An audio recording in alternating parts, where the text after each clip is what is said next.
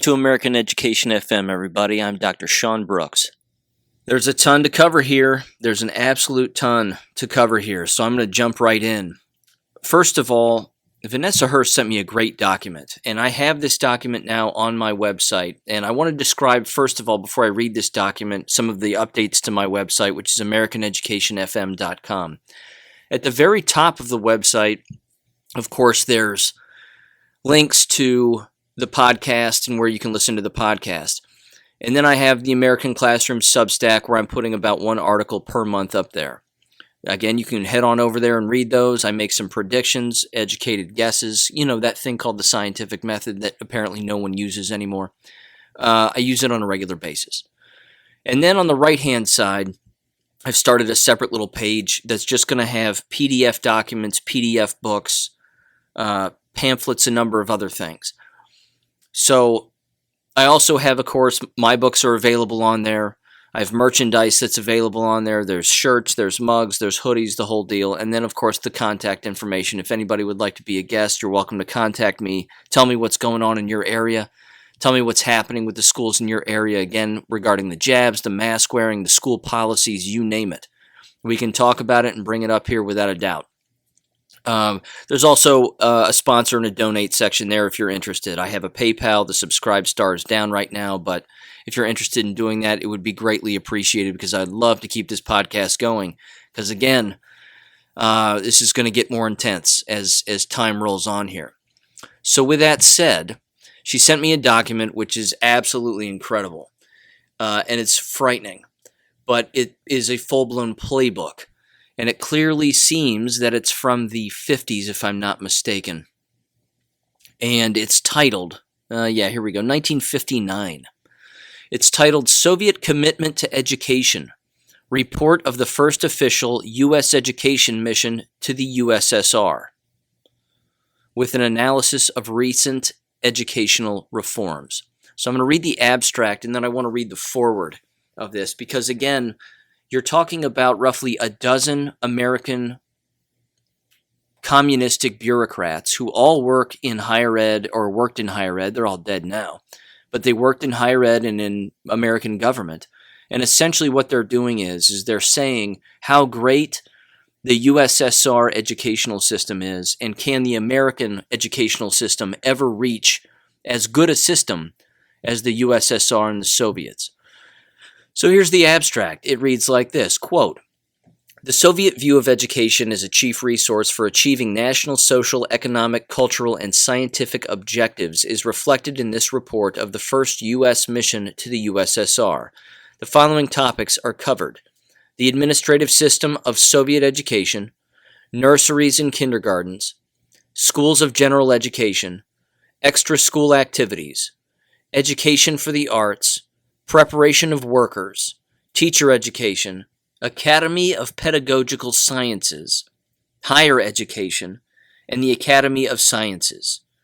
The report does not compare Soviet and U.S. schools because of the vast difference in objectives. Theirs, to educate citizens to serve the needs of the state, ours, to equip students to be productive free individuals. Favorable impressions gained by the mission members include the growth and development of nurseries and kindergartens, dignity and respect between boys and girls, cooperation of industry with schools, and an emphasis on foreign language instruction. Less favorably noted are the lack of emphasis in the humanities, lack of instruction on other economic systems and societies, and other aspects of their uniform society. An appendix includes the studies required for various specialties at the pedagogical institutes and Soviet educational reorganization for 1959 to 1963. Yikes. So, there's a lot of chapters and subchapters in this. The foreword reads like this, quote, "This is a brief report on the observations of the first official United States education mission to the U.S.S.R. The first mission was made possible by the exchange agreement negotiated by the U.S. Department of State and signed on January 27, 1958. The agreement authorizes exchanges in cultural, technical, and educational fields to promote mutual understanding between the people of the United States and the Soviet Union. As members of the first exchange group, we spent 1 month from May 8th to June 6th, 1958 in the U.S.S.R. While there, we conferred with Soviet educators and visited approximately 100 schools and other educational institutions. Our visit was returned by a group of 9 Soviet educators in November and December 1958. Since the agreement was made, there have been a number of other missions, and hundreds of books and pamphlets have been exchanged between the two countries.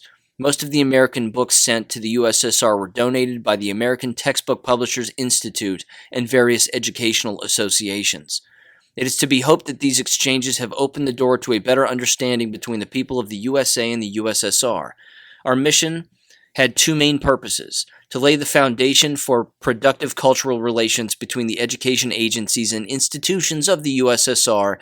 and the United States of America, and to secure first-hand information on the operation and accomplishments of Soviet schools. In a chartered plane, we traveled as a team for 7,000 miles from Belorussia to the Urals, from the Chinese border and the blah, blah, blah, and the Baltic Sea. The U.S. Department, I'm skipping here, the U.S. Department of State had suggested that a film be made of our tour, blah, blah, blah, blah, blah. Did we see what was really going on? We believe we did, at least in education. Visiting schools and colleges and conferring with Soviet educators were similar to such experiences in the United States, except for the language barrier. I'm going to read that again. Visiting schools and colleges and conferring with Soviet educators were similar to such experiences in the United States, except for the language barrier. Teachers and school people have many common problems the world over. We felt quite at home discussing some of the problems educators face everywhere. We had interviews and conferences with education officials and visited all types of levels of educational and cultural institutions as individuals and as a group, and we had many illuminating contacts with Soviet society. Soviet educators seemed generally frank in answering our questions. They gave us the impression they realized they still have a long way to go to achieve their own standards, but they are proud of their achievements and confident about eventually reaching the goals they have set, period. Let's see. We caution the reader not to make broad and conclusive generalizations on the basis of the observations we report. The Soviet Union and Soviet education are very large entities, and we have noted the situation is indeed in a state of transition. We make no effort to compare the school of the United States with those of the U.S.S.R., but we must measure the progress of each by its own separate goals. But we do emphasize that whether we like it or not, competition has been imposed upon us by a nation of vast resources, a people of seemingly unbound enthusiasm for self-development, governed by a ruling hierarchy, which is determined to use that self-development to cast about the world the shadow of communist domination. To sense this issue at first hand is indeed a sobering experience. We came back deeply concerned about our poorer schools now suffering from neglect.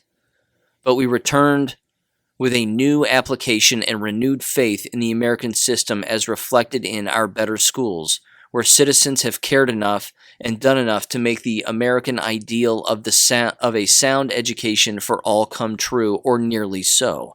The question is, will we Americans work and sacrifice to extend to all of our youth the best in American schools? Unquote. And then this is the first paragraph of the very first chapter. It reads like this, quote, "The one fact that most impressed us in the U.S.S.R. was the extent to which the nation is committed to education as a means of national advancement." Well, doesn't that sound familiar? That can be interpreted 2 ways. It depends on who's holding office, doesn't it? It depends on who's in charge. If the right people are in charge, people who care about our country, the safety of our country, and teaching history and science and XYZ accurately, not the drivel that we've been fed our entire lives, but actually accurately, then that would be fine. But if a propagandist is in office, it's game over. It continues and it says, in the organization of a planned society in the Soviet Union, education is regarded as one of the chief resources and techniques for achieving social, economic, cultural, and scientific objectives in the national interest. Tremendous responsibilities are therefore placed on Soviet schools, and comprehensive support is provided for them by all segments and agencies of Soviet society, which means government, government, government. This is where the business of quote-unquote state standards all came from. It's a communist ideology. Everybody must teach the same. Everyone must do the same. Look where that's gotten us. Look where that's gotten us as a country. It's frightening. And I'm sure that as a person continues to read this document, which again is on my website for free download, all these are free downloads, by the way, that right there should tell people about all they need to know. And again, there are countless authors that have clearly been criticizing such historic moves for a very long time, about American educators going to Europe and going to Russia to learn about what they're doing and what makes their place so great. Is it so great? I mean, we don't know. Now we know that Russia is not a communist country. They're arguably one of the most Christian countries that exists out there. I mean, they've changed, which is fine. I'm not calling it the greatest country in the world. I don't know. I've never been there. I'm not a scholar on Russia. But what I do know is a little bit of communism. And the fact is that when those individuals from Europe moved over to the United States, it was very simple. They wanted to destroy what we had going on here at the time, in particular in the early 1900s, because they saw what a great time we were having. They saw how free-flowing the education was. People could read, they could write, there was grammar, there was spelling, there was all that fun stuff. Now that doesn't exist anymore because they wanted everybody to be as miserable as them. Now look at higher education. I'm not saying it's like this everywhere in higher education, but there's a lot of miserable people in higher education. Just look at all the policies. Look at the game players. It's nuts. It's absolutely nuts. Now, speaking of higher education as well, one of the interesting trends that I've seen on higheredjobs.com, which is one of the major job boards for positions in higher education, whether it be teacher education, XYZ, whatever. In teacher education specifically, the jobs that are popping up right now are in two separate areas. One is in the area of, I'm not necessarily going to call it qualification, but they're adjunct positions. Countless adjunct positions for adjunct professors, which again are primarily part-time. In fact, they are all part-time. They're absolutely massive right now. They're not adjunct positions in online institutions, though. They're adjunct positions in actual brick-and-mortar schools. I think that's going to get even bigger. I think that as time goes on, they're going to try to look for more and more people to be adjunct professors as opposed to assistant, associate, or full professors. They're adjuncting, they're part-timing their way through their programs and with their teaching policies. That's number one. Number two, the jobs that exist out there for counselors and people with counseling education experience is massive. I've never seen so many jobs in my life for counselors and people wanting to be counselors or learning how to be counselors and then hiring counselors to teach those that want to be counselors. I mean, it's bizarre. It's absolutely bizarre. The same thing is true with educational psychology, but mostly counseling. It's as if K-12 schools are just counseling centers now. But does that sound healthy to anybody? Think of what's going on in K-12 institutions right now. As I've said in the past, they seem like, even at a novice standpoint, it seems like they are arguably the most unhealthy environments, physically, mentally, emotionally, and socially, without a doubt. So, yeah, I can imagine them needing more counselors. I can imagine people hiring more counselors. The other reason for that, too, and this has been a trend that's been growing since the 80s at a rapid rate, and that has to do with the number of special education students that exist in K-12 education. It's enormous. It's enormous. It's at least 40%, give or take now. The number of students, the percentage of students in K-12 schools, 40% of them are considered special education. And you need counselors because counselors are essentially now secretaries, so to speak. I mean, they're filling out paperwork for special education students all of the time. IEPs, 504s, you name it. That's why more and more districts are hiring counselors. I mean, it makes sense, but wow. Think of just the basic instruction that's been completely deleted and totally removed from K-12 institutions. It's gone. I mean, it's just gone. And, I don't know. Part of it's unfortunate and part of it, I mean, the writing was on the wall. There's only so long that you can mislead people. There's only so long that you can not prepare them for the real world. There's only so long you can lie to them and mislead them with bad information, poor textbooks, and control their minds with that kind of false information. And there's so much of it that it's disgusting. It's absolutely disgusting. I also think that trend with the number of jobs that are on these higher ed boards right now, in particular here in the middle of July, has to do with the number of people that are leaving. I don't think anybody's really going to report on that. We're certainly not hearing a lot of that. We're not hearing people who are in higher ed positions say, you know what, they want us to have the jabs. We're forced to wear masks. I don't want to do it anymore. I quit. We know nurses are doing it. We know doctors are doing it. We know that K-12 teachers are doing it. But education is the area, and I mean, it's even in medicine, but education is the area where people aren't talking about that. And again, even in Nelson County, Kentucky, as Vanessa Hurst has brought up in the past, they have like 30 openings at least. And I think that number's growing, and they're not filling them. They're not filling these positions. That's going to get worse.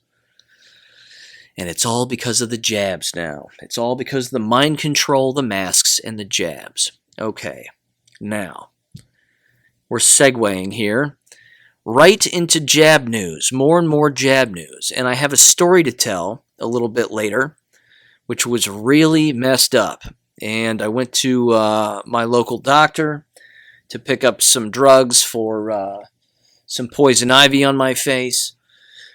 And right out of the gate, he was telling me he was asking me whether or not I had had the jabs. Of course, he didn't say jabs, he said COVID shots. Have you had the COVID shots yet? I'll tell that story in a little bit, though. First off, this comes from leohoman.com, and the title is Behind the Vaccine Veil, Doctor Cites Whistleblowers Inside CDC Who Claim Injections Have Already Killed 50,000 Americans. Quote, good doctors are doing unthinkable things. They appear to be under a spell. And this is Dr. McCullough, if you're not familiar with him and his work, Dr. Peter McCullough. So yeah, there's a lot of audio there. It's over 48 minutes long. I'm just going to read a couple of quotes here from this article. It says, quote, and doctors, good doctors, are doing unthinkable things, like injecting biologically active messenger RNA that produces this pathological spike protein into pregnant women. I think when the doctors wake up from their trance, they're going to be shocked to think what they've done to people. No kidding, unquote. There's another one. It says, we now have a whistleblower inside the CMS, and we have 2 whistleblowers in the CDC. We think we have 50,000 dead Americans, 50,000 deaths. So we actually have more deaths due to the vaccine per day than certainly the viral illness by far. It's basically propagandized bioterrorism by injection. Okay, now, might as well tell the story now. It fits perfectly. Okay, so I went to my local doctor. Usually about once every summer I get poison ivy. Regardless of how much I scrub, I don't know, it finds its way in. So now it's on my face, and I showed up to get prednisone. The last time that I heard about him, he was double masked, jabbed to the bone, and telling everybody that Fauci was the science quote unquote. So I knew what I was in for. I didn't think he'd get as hostile as he did, which was interesting. I've known this guy for a long time, decades as a matter of fact, off and on as I've moved around the United States. But yeah, so anyway, first words out of his mouth when he comes in, and he's not wearing a mask when he comes in, but he walks right past me, sits down at a table right next to me, and puts his mask on. Staring at his computer, the first thing he says is, have you had your COVID shots? And I looked at him and I said, hell no. I said, why would I do that? I said, you're not giving those out, are you? And he kind of leaned back and his eyes got big and he said, well, I would if I had more of them here. He says, I'm all out. I don't have any more, but I certainly would if I had them here. And I said, well, that's too bad. And then he looked at me and his eyes got big. I can't see his mouth, but his eyes got big and he started to get a little hostile. And he said, well, it's real simple, Sean. It works like this. And he puts both of his index fingers together up at about 12 o'clock, and then he outlines a circle and brings them down to about 6 o'clock. And he says, it works like this. Every person that gets these COVID shots prevents 1% of the population from dying of COVID. None of that made sense to me. I mean, it was gibberish, absolute gibberish. And so sometimes I'll ask rhetorical questions, but I looked at him and I said, well, do you know what's in it? And he looks at me, again, big-eyed, his eyes got big, he leaned back in his chair, he turned, faced me, and he said, yeah. He goes, it's messenger RNA, and let me tell you what it does. And I said, all right. I said, I know what it does. And he goes, all right, well, first, I'll tell you. And then he said, it makes its way into your cells, and it keeps your cells from reproducing COVID if you were to get it. That way, you don't get it, and the people around you don't get it. That's exactly what he said to me. And I just looked away, and I kind of shaked my head, and I went, wow, okay. And then he kind of kept talking a little bit, and then he said, okay, you go ahead and tell me, what's in it? And I said, well, it hijacks your RNA. It floods your body with spike proteins as a result. In particular, when you become reinfected with something, whether it just be a common cold or a bacterial infection or what have you. And I said, and the spike proteins attack every organ in the body and have done so in countless people.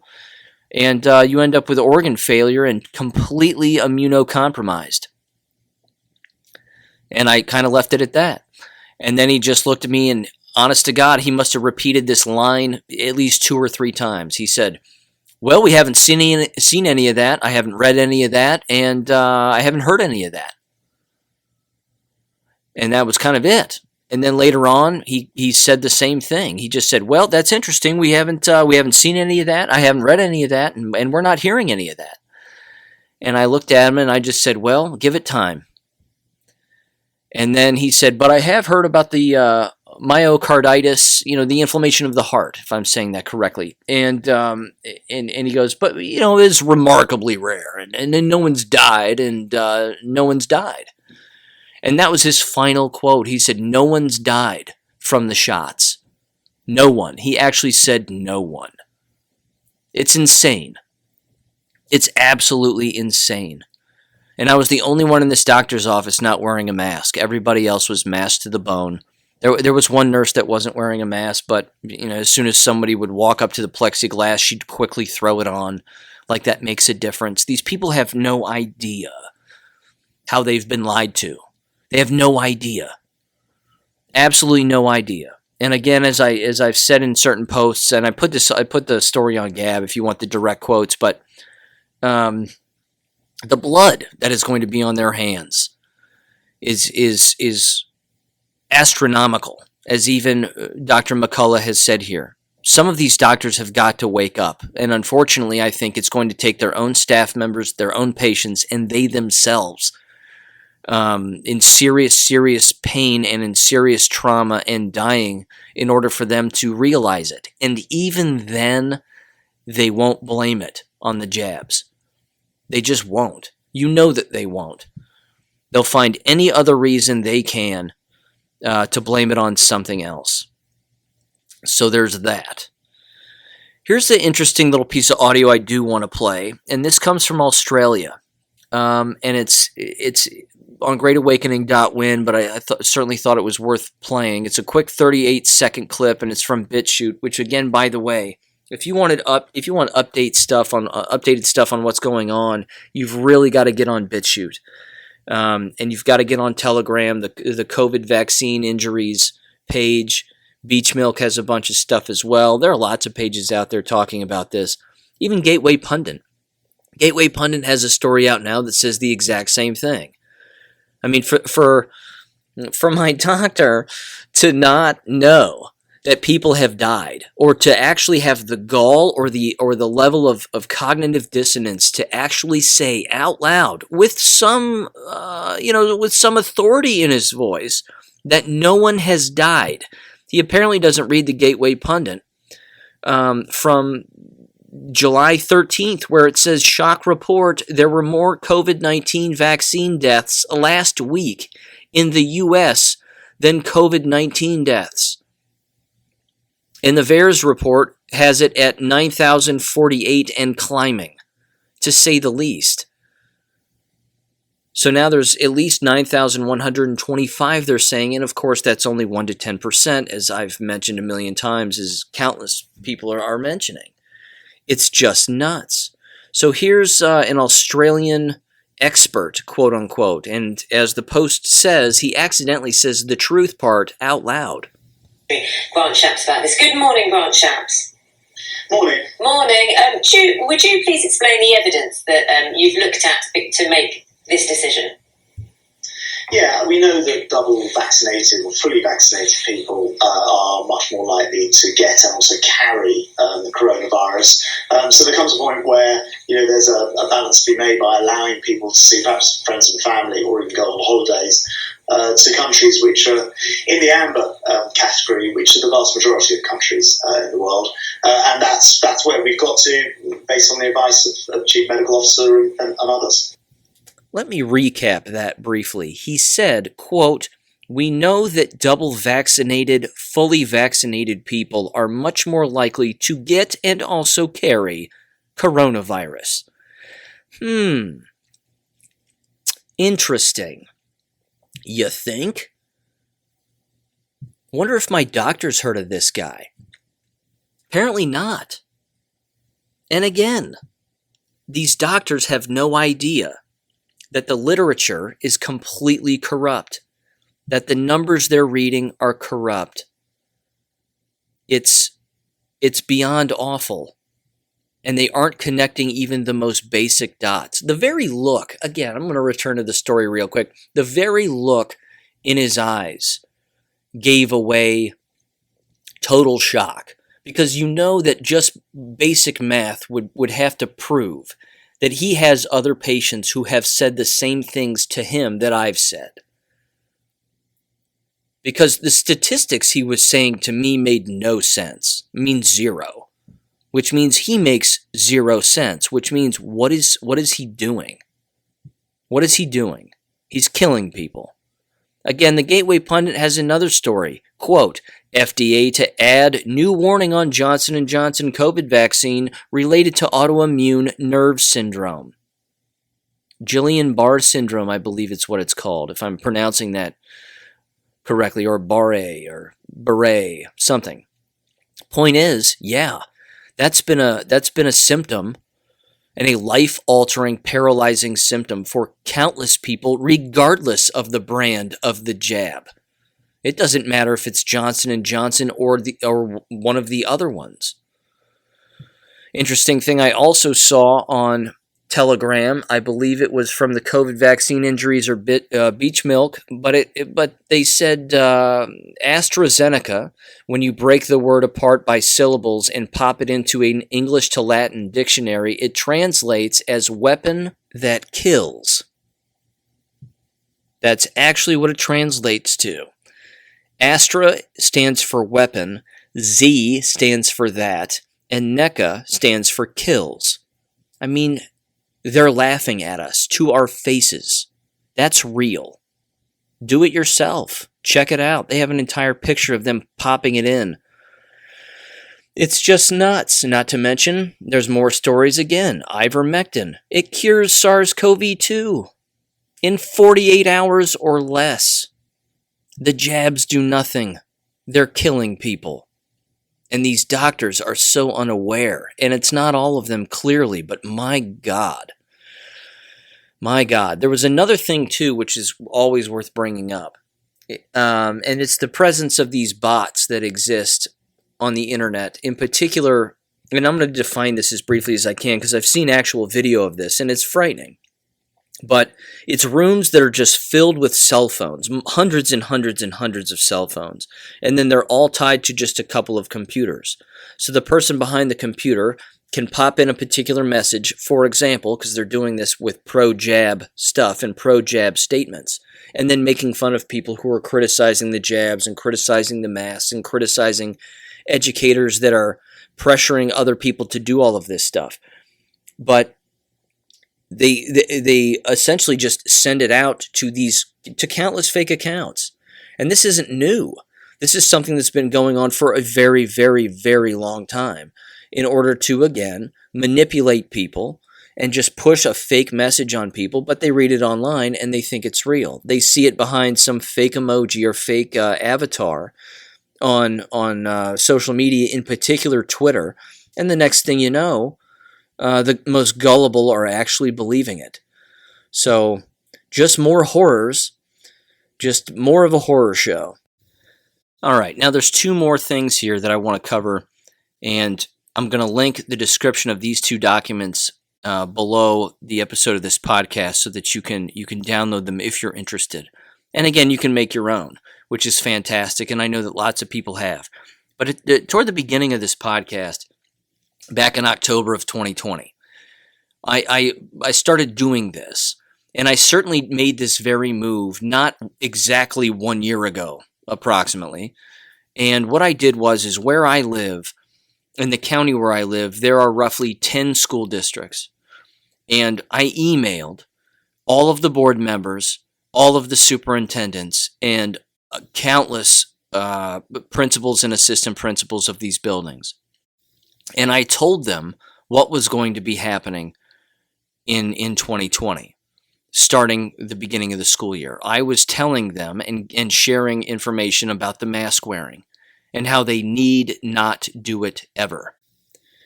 And that they are local government and they don't have to do what the state says. Local people elected local board members. The problem is that nobody's thinking here.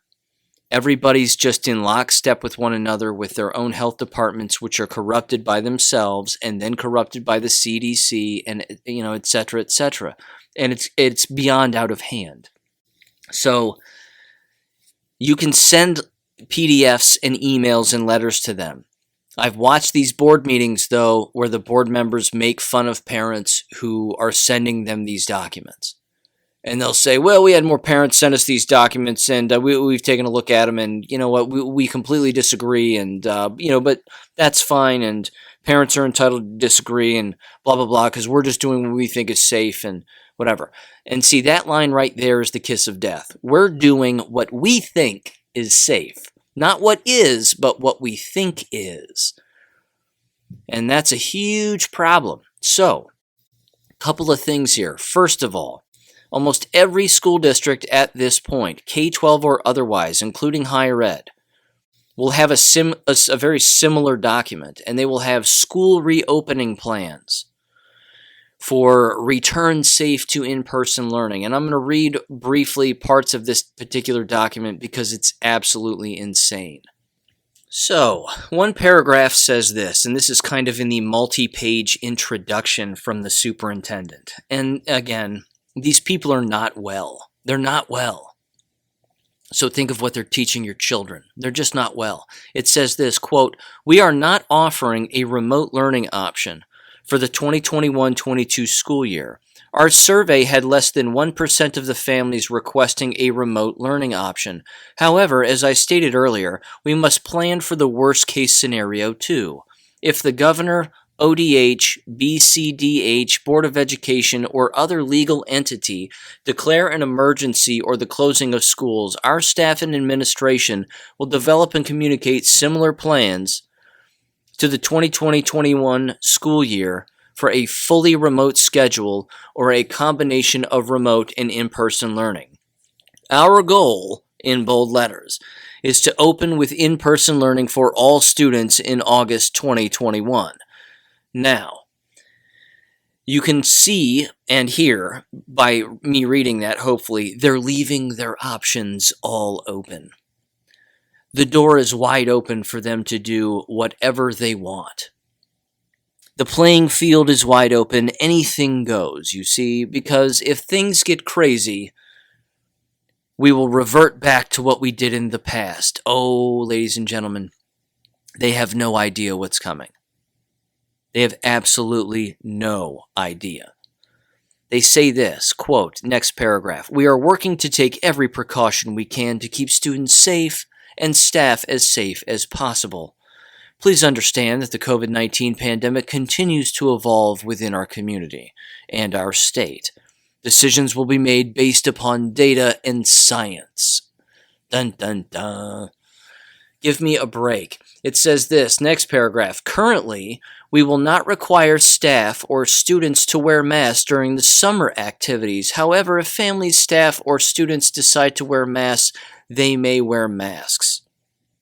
There is still the question about students who are under 12 years of age and are not allowed to be vaccinated. As we get closer to August and the opening of the school year, we may need to require students under 12 to wear masks and follow similar protocols put in place during the 2021 school year. Our Board of Education will make more decisions as we get closer to the start of school. We will communicate with families when we know more." You know nothing now. You don't know anything now. What on earth are you going to... Oh, this is just... My God. Okay, I gotta keep reading this because it's that horrific and that nuts and funny kind of at the same time is how stupid these people are. It says this, quote, "It is imperative that families have a backup plan in the event of their child becomes ill, is quarantined, or school must shut down. While we believe the COVID-19 pandemic is moving in the right direction, it is imperative that families have a plan B ready. We will need to evaluate students, staff, and visitors for COVID-19. We will work with the BCDH, Department of Health in the county, to make determinations of isolation, quarantine, or no decrees based upon what we know." Whatever that means. Families will need to show proof of COVID-19 vaccinations, alternative diagnoses, negative diagnoses, or other approved medical documentation. We will continue to review data, disease progression, and evaluate our school's plans throughout this pandemic. We will also continue to network with the experts on this subject. My God, their experts are Fauci, CNN, the mainstream media, and anybody who says the word variant, or says wear a mask, or says people gathering is a problem, or whatever. That's who they're relying on. It says each school will continue to share building-specific information to help everyone better understand how the school day will go regarding social distancing, hallways, meal times, recess, etc. They're segregating and they're discriminating against students. These are crimes against humanity, and K-12 schools are willful participants. It continues, "Our goal is to open schools with increased cleaning." They have no concept of the immune system and how that works. We're not talking about bacterias here. We're talking about a deadly poisonous jab that you've all jabbed yourselves with, and there's no stopping what's coming. Nothing can stop what's coming. Reminders of social distancing, proper hand washing and cleaning, and optimal mask wearing. We know and believe our plans could change if COVID-19 numbers rise. As always, we appreciate the partnership of the blah, blah, blah, and the blah, blah, blah. Please contact your teacher first if you have any questions or concerns, and then the principal if needed. We have allocated approximately $1.7 million in COVID-19 recovery funds. It's big business, this COVID-19 stuff. We also need our families to check our websites and watch what happens, and yada, yada, yada. I want to get down to the sporting activities because this is hilarious. And I've read things like this before. I mean, I know that I have. Maybe months and months and months ago, if not late last year. But this business of the mask wearing among athletes is absurd. It says distance, as much social distancing as possible, 6 feet when possible. Spend as little time close together as possible. Minimize visitors and contact. Hygiene, keep hands clean. Frequent washing and hand sanitizing. None of this works. The hand sanitizer is poison. It's poison. But these people don't know that, and they aren't thinking. Face-to-face or school in person, as much social distancing as possible. Clean one another, sterilize one another, wash one another thoroughly, take showers together. I'm kidding, it doesn't say that. But this is what they believe. HVAC systems and filters are monitored constantly to ensure adequate airflow. I wonder if they put somebody next to those air conditioning units with binoculars in a hazmat suit, with another filter in hand ready to go. Wouldn't that be hilarious? They probably do. Worst case scenario, remote online learning. Oh, it's coming. It's coming. It's going to happen. You're going to close again. But it's not going to be because of COVID-19. It's going to be because of your jabbed staff members are going to be dropping like flies. And that's what I said in this message, in this PDF document that I sent to this school district and countless other school districts in the area. I said, buckle up, here it comes. And I give them the truth and then pages and pages and pages of references, all hyperlinked, which they'll never read. Because they don't want the truth. Their comfortable delusion for them is good enough. Student illness and school during the school day. Parents and families may be required to pick up their child immediately, or we will exterminate them behind the gym. It doesn't say that, but it does say pick them up quickly or else.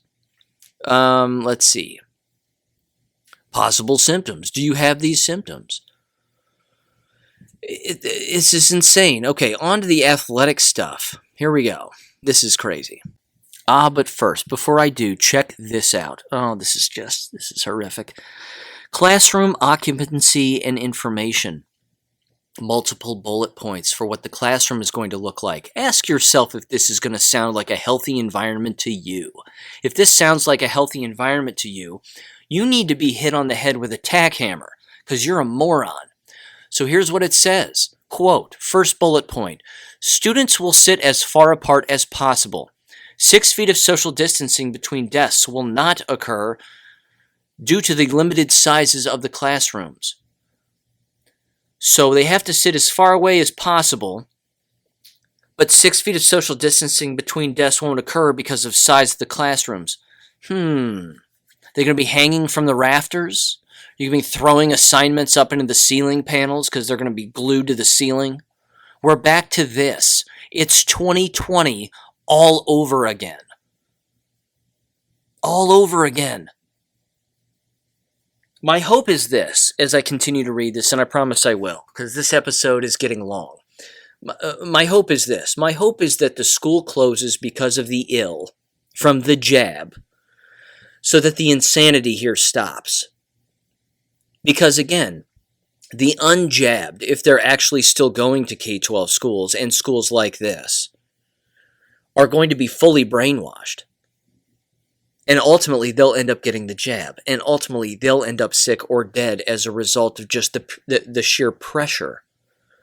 Most students will spread apart 2 to 3 feet within a classroom. This will be based upon size of the classroom and also introduction needed. instruction needed. I can read, I promise. Some students will require one-to-one or small group instruction. Classroom occupancy will be determined based on each individual circumstance. Face coverings are optional for all students. However, a final decision has not been made yet. Uh-oh. This plan will be updated in July after it is submitted based upon COVID-19 and the ability for students under age 12 to be vaccinated. See, wear the mask if you're not jabbed. Segregation, discrimination. These are crimes. These are crimes. Civil Rights Act thrown out the window. School employees will be optional to use face coverings when they are within 6 feet of students. Families will need to provide their own optional masks. Individual buildings, it's just awful. If students are required to wear masks, families will be required to wear and supply those masks. Individual buildings have developed, implemented, and shared their safety procedures and protocols. Please contact the building or teacher for more information. If some teachers have shower curtains, you should too, potentially. It doesn't say that, but why not at this point? Due to having students and staff return, it is not possible to guarantee that COVID-19 won't spread. Bold letters here. We need everyone to partner with us to make our schools as safe as possible. It's impossible now. That's impossible now because of your own stupidity and your own actions. You have too many jabbed, walking around unjabbed. Countless people are going to get ill now from the jabbed. This is nuts. Every classroom will be cleaned every day. Well, okay. Spacing is an issue due to building design and blah, blah, blah. Spacing issue, remote learning, in-person learning. During worst case scenario, again, it's coming. It's coming. Visitors, volunteers, lunches, parties with students, transportation. That'll be fun. I'm not going to read it. It's depressing. Let's see. Athletics. Recess, field trips, athletic and extracurricular activities. This is hilarious. It's one page. Please bear with me. It says this, quote, OSHA, the governor, health department, and the district will provide guidance and recommendations. The school district will follow all required recommendations. There you go, see? So if they say, wear a sombrero, stand in a bucket of water, and hold a toaster plugged into the wall, well, if it prevents COVID, we got to do it. So everybody get on board and be a team player. Decisions may change throughout the school year. Sure, everything's liquid here. It's all liquid. Constant fear, constant panic. And all they want is a healthy work environment. Bullshit. The plan will be to allow activities that meet the criteria established. Social distancing and sanitation will be emphasized. Well, isn't that great? The administration, nurses, health departments, and athletic director will make the final decisions. Oh, there you go. Not common sense, but bureaucrats and the unknowledgeable are making final decisions. These are not healthy environments, ladies and gentlemen. Environments like this are not healthy. Student athletes and coaches will be required to complete their own wellness check prior to participation. Student athletes and coaches will not participate if the student athlete or coach is ill or not well. I'm not ill and not well. Reading this is making me sick. Let's see. Student athletes and coaches will need to report COVID-19 symptoms or a COVID-19 diagnosis to both the district and the county health department, on which point you will be shot in the back of the head, thrown into a body bag, dumped into a Mack truck, and buried at an undisclosed location. But plans could change. Plans could change. It doesn't really say that. But why not? Contact will be permitted. Athletes will try to maintain as much social distancing as possible. And each athlete and coach will be encouraged to use hand sanitizer, wash hands, not touch their own face, as well as other follow hygiene blah protocol all times. Yeah, you can't make up the stupidity here. They must bring their own water bottle with their name clearly marked on it. The water fountains may possibly be turned off or not accessible. Viruses don't exist in water. Do you understand? They don't. These idiots. It's just blood. It just exists in blood. That's all. Locker rooms may not be available. A small bag is permitted to carry items needed for training. All personal items may be taken home and cleaned daily.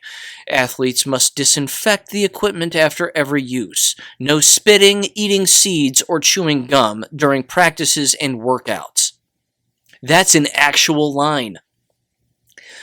Vulnerable individuals will not participate in any practices or workouts. Students who wish to wear an optional mask are encouraged to bring extra masks.